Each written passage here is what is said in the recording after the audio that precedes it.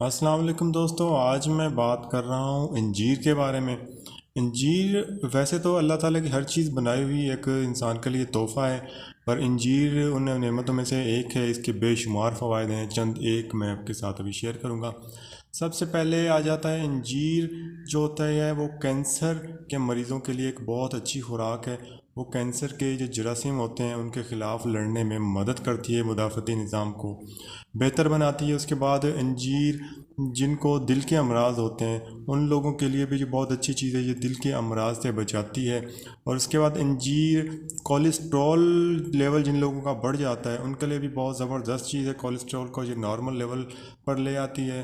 اور اس کے بعد آ جاتا ہے بلڈ پریشر۔ بلڈ پریشر کے مریضوں کے لیے بھی انجیر کسی دوا سے کم نہیں۔ انجیر کا متواتر استعمال خون کو پتلا رکھتا ہے اور آپ کا بلڈ پریشر بھی نارمل رکھتا ہے۔